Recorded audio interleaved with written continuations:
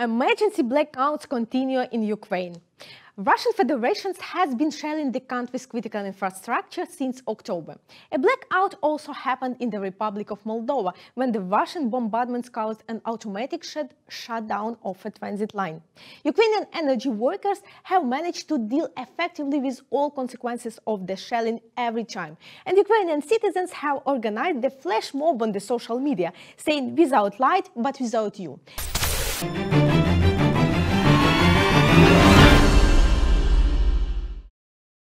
Hi, my name is Mariana and I'm researcher of Ukrainian fact-checking project Stop Fake. Today we have a new episode and I'm very happy to present it in English for the first time with the support of our Serbian partner, the Institute for National and International Security from Belgrade. Energy is a hot topic in the context of Russian aggression against Ukraine as well. Russian missile strikes on the Ukrainian energy systems are also accompanied by informational bombardment, so the Russian agitprop doesn't doze off either. To exacerbate the inspired energy crisis, the Kremlin has launched a disinformation campaign with the various targets against Ukraine and neighboring countries. And let's see how it works. Today we are talking about target audiences from the propaganda perspective.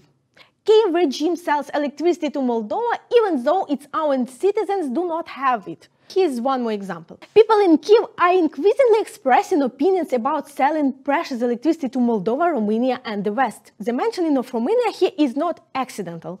We will come back to this shortly. But in general, it is a typical informational matryoshka which aims to undermine the ability to confront the crisis, destabilizing the situation at all levels, to discredit the government during the military aggression, to provoke tension among people and to radicalize relations with other countries. Let's look at facts first. The terrorist state Russian Federation started massive shelling of Ukrainian energy infrastructures in the first half of October. On 10 October, Russia fired 84 missiles at Ukrainian energy facilities, and on 15 November, the Russian occupiers already fired 100 rockets at Ukraine.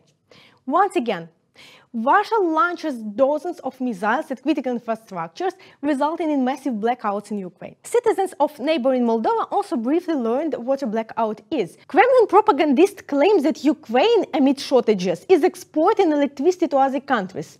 These messages usually come from agitprop informational platforms. For example, the Russian proxy in occupied Melitopol, Vladimir Rogov, shared his alleged insights with Russian media. He claims that people from Kyiv are suffering from a lack of electricity due to the exports, not because of Russian missiles bombing, but because of exports.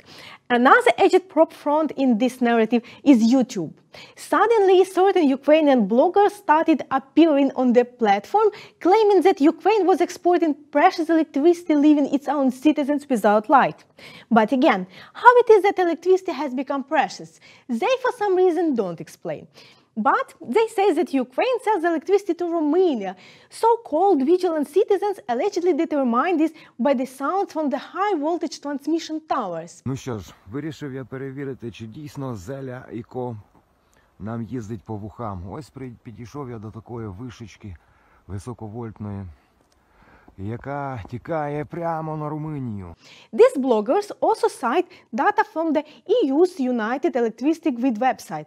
In doing so, the figures shown are not from commercial transit. Sergei Kovalenko, director of Ukrainian electricity and gas suppliers company Yasno, explained where the actual data are placed at the site. It has a dashboard with the tab Scheduled Commercial Exchange. It is a commercial supplies. These sections clearly show that Ukraine is not exporting anything to anyone. Some information soldiers of Russia are trying to shift the focus from missiles attack to corruption schemes, even with the help of fortune-telling cards. Moreover, yesterday's anti-vaxxers have also been actively involved in this topic. We see planned work with various target audiences whose sentiments Russia is trying to radicalize in a language understandable specifically to them. For some, it is a data manipulations. For others, it is a fortune-telling cards and entertainment. For others, it is a conspiracy theories. As I mentioned above, Romania and Moldova are in this narrative for a logical and practical reason. On 23 November, neighboring with Ukraine, Moldova experienced a second blackout due to the shelling of the Ukrainian critical infrastructure. It happened because the two systems are interconnected since the Soviet time. There was an emergency shutdown. However, here Russian matryoshka also has come with its propaganda. Russian missile attacks helped Moldova to discover corruption and energy scams of Kyiv. Prior to this, Energocom, a Moldovan company, purchased electricity from the company which is located in occupied Transnistria, but also from Ukraine.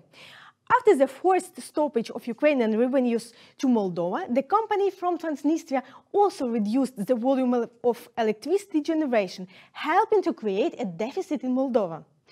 In March this year, Ukraine and Moldova urgently joined the European interconnected power grid, and in these current circumstances, Chisinau managed to produce emergency imports from Romania. Romania has become the primary alternative for Moldova during critical situations. That is why it is so important for Russian propaganda to discredit Bucharest in this context. So often yesterday's anti-vaxxers and today's fortune-tellers are engaged in much more serious sins than they may seem at first sight. They may not know about it even, but it is very essential to understand it for us. See you. It was a joint blog of the Ukrainian Stop Fake and our TV.